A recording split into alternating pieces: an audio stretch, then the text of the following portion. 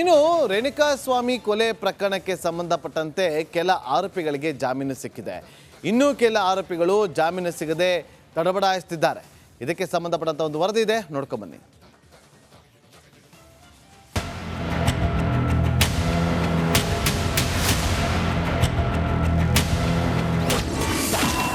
ರೇಣುಕಾಸ್ವಾಮಿ ಕೊಲೆ ಆರೋಪಿಗಳ ಬೇಲ್ ವಿಚಾರಣೆ.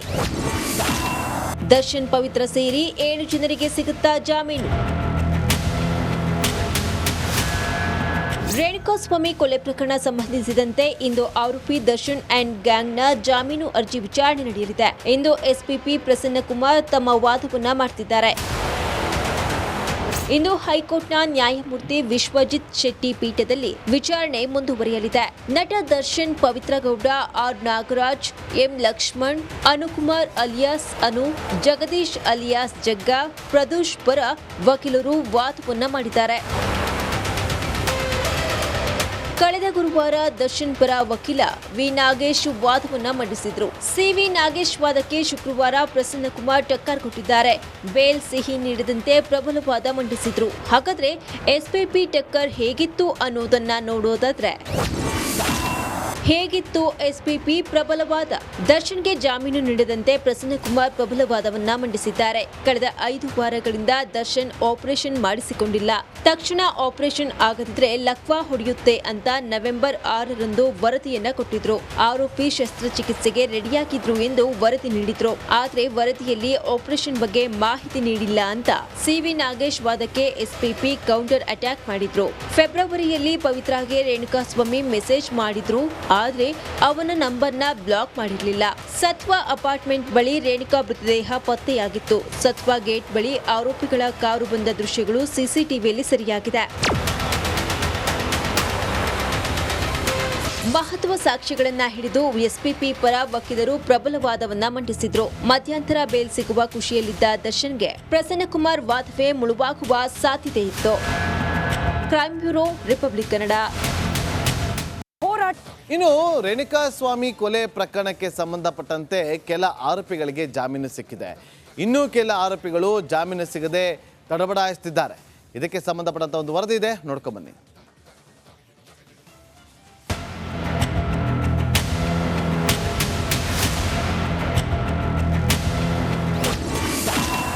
ರೇಣುಕಾಸ್ವಾಮಿ ಕೊಲೆ ಆರೋಪಿಗಳ ಬೇಲ್ ವಿಚಾರಣೆ. ದರ್ಶನ್ ಪವಿತ್ರ ಸೇರಿ 7 ಜನರಿಗೆ ಸಿಗುತ್ತಾ ಜಾಮೀನು.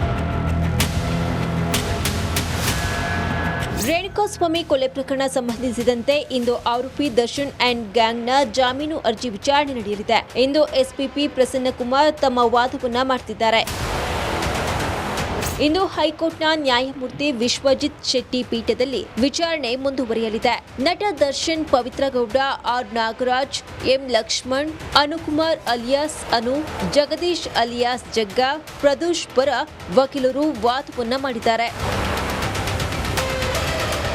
ಕಳೆದ ಗುರುವಾರ ದರ್ಶನ್ ಪರ ವಕೀಲ ವಿ ನಾಗೇಶ್ ವಾದವನ್ನ ಮಂಡಿಸಿದ್ರು. ಸಿವಿ ನಾಗೇಶ್ ವಾದಕ್ಕೆ ಶುಕ್ರವಾರ ಪ್ರಸನ್ನಕುಮಾರ್ ಟಕ್ಕರ್ ಕೊಟ್ಟಿದ್ದಾರೆ. ಬೇಲ್ ಸಿಹಿ ನೀಡದಂತೆ ಪ್ರಬಲ ವಾದ ಮಂಡಿಸಿದ್ರು. ಹಾಗಾದ್ರೆ ಎಸ್ಪಿಪಿ ಟಕ್ಕರ್ ಹೇಗಿತ್ತು ಅನ್ನೋದನ್ನ ನೋಡೋದಾದ್ರೆ, ಹೇಗಿತ್ತು ಎಸ್ಪಿಪಿ ಪ್ರಬಲವಾದ? ದರ್ಶನ್ಗೆ ಜಾಮೀನು ನೀಡದಂತೆ ಪ್ರಸನ್ನಕುಮಾರ್ ಪ್ರಬಲವಾದವನ್ನ ಮಂಡಿಸಿದ್ದಾರೆ. ಕಳೆದ 5 ವಾರಗಳಿಂದ ದರ್ಶನ್ ಆಪರೇಷನ್ ಮಾಡಿಸಿಕೊಂಡಿಲ್ಲ. ತಕ್ಷಣ ಆಪರೇಷನ್ ಆಗದಿದ್ರೆ ಲಕ್ವಾ ಹೊಡೆಯುತ್ತೆ ಅಂತ ನವೆಂಬರ್ 6ರಂದು ವರದಿಯನ್ನ ಕೊಟ್ಟಿದ್ರು.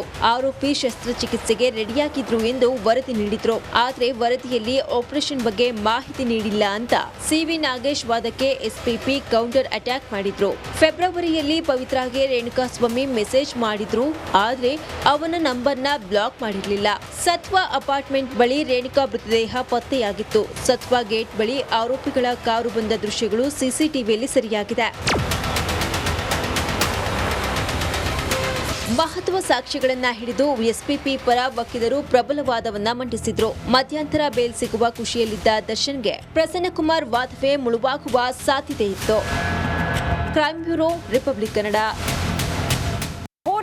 ಇನ್ನು ರೇಣುಕಾಸ್ವಾಮಿ ಕೊಲೆ ಪ್ರಕರಣಕ್ಕೆ ಸಂಬಂಧಪಟ್ಟಂತೆ ಕೆಲ ಆರೋಪಿಗಳಿಗೆ ಜಾಮೀನು ಸಿಕ್ಕಿದೆ. ಇನ್ನೂ ಕೆಲ ಆರೋಪಿಗಳು ಜಾಮೀನು ಸಿಗದೆ ತಡಬಡಾಯಿಸುತ್ತಿದ್ದಾರೆ. ಇದಕ್ಕೆ ಸಂಬಂಧಪಟ್ಟಂತ ಒಂದು ವರದಿ ಇದೆ, ನೋಡ್ಕೊಂಡು ಬನ್ನಿ.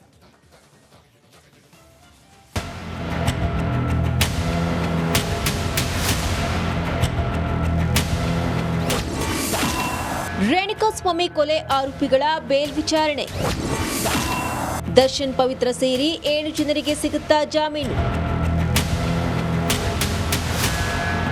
ರೇಣುಕಾಸ್ವಾಮಿ ಕೊಲೆ ಪ್ರಕರಣ ಸಂಬಂಧಿಸಿದಂತೆ ಇಂದು ಆರೋಪಿ ದರ್ಶನ್ ಅಂಡ್ ಗ್ಯಾಂಗ್ನ ಜಾಮೀನು ಅರ್ಜಿ ವಿಚಾರಣೆ ನಡೆಯಲಿದೆ. ಇಂದು ಎಸ್ಪಿಪಿ ಪ್ರಸನ್ನಕುಮಾರ್ ತಮ್ಮ ವಾದವನ್ನ ಮಾಡ್ತಿದ್ದಾರೆ.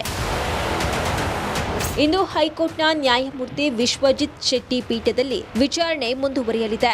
ನಟ Darshan, Pavithra Gowda, R Nagaraj, M Lakshman, Anukumar alias Anu, Jagadish alias Jagga, Pradosh ಪರ ವಕೀಲರು ವಾದವನ್ನ ಮಾಡಿದ್ದಾರೆ.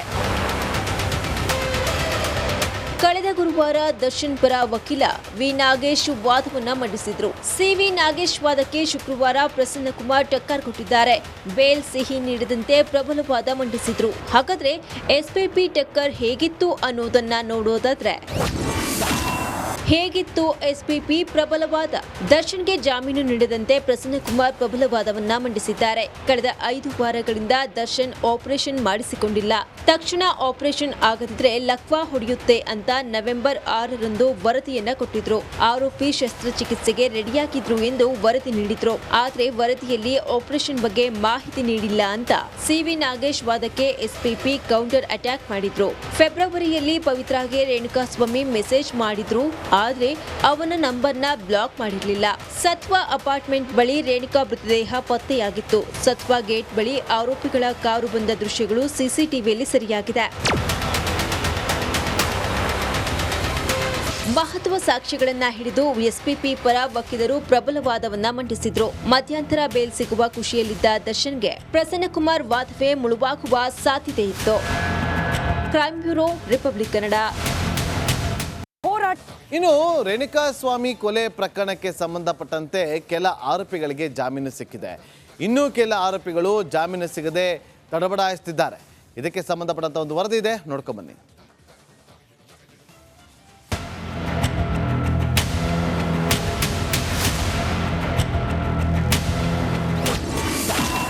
ರೇಣುಕಾಸ್ವಾಮಿ ಕೊಲೆ ಆರೋಪಿಗಳ ಬೇಲ್ ವಿಚಾರಣೆ. ದರ್ಶನ್ ಪವಿತ್ರ ಸೇರಿ 7 ಜನರಿಗೆ ಸಿಗುತ್ತಾ ಜಾಮೀನು. ರೇಣುಕಾಸ್ವಾಮಿ ಕೊಲೆ ಪ್ರಕರಣ ಸಂಬಂಧಿಸಿದಂತೆ ಇಂದು ಆರೋಪಿ ದರ್ಶನ್ ಅಂಡ್ ಗ್ಯಾಂಗ್ನ ಜಾಮೀನು ಅರ್ಜಿ ವಿಚಾರಣೆ ನಡೆಯಲಿದೆ. ಇಂದು ಎಸ್ಪಿಪಿ ಪ್ರಸನ್ನಕುಮಾರ್ ತಮ್ಮ ವಾದವನ್ನ ಮಾಡ್ತಿದ್ದಾರೆ. ಇಂದು ಹೈಕೋರ್ಟ್ನ ನ್ಯಾಯಮೂರ್ತಿ ವಿಶ್ವಜಿತ್ ಶೆಟ್ಟಿ ಪೀಠದಲ್ಲಿ ವಿಚಾರಣೆ ಮುಂದುವರಿಯಲಿದೆ. ನಟ Darshan, Pavithra Gowda, R Nagaraj, M Lakshman, Anukumar alias Anu, Jagadish alias Jagga, Pradosh ಪರ ವಕೀಲರು ವಾದವನ್ನ ಮಾಡಿದ್ದಾರೆ. ಕಳೆದ ಗುರುವಾರ ದರ್ಶನ್ ಪರ ವಕೀಲ ವಿ ನಾಗೇಶ್ ವಾದವನ್ನ ಮಂಡಿಸಿದ್ರು. ಸಿವಿ ನಾಗೇಶ್ ವಾದಕ್ಕೆ ಶುಕ್ರವಾರ ಪ್ರಸನ್ನಕುಮಾರ್ ಟಕ್ಕರ್ ಕೊಟ್ಟಿದ್ದಾರೆ.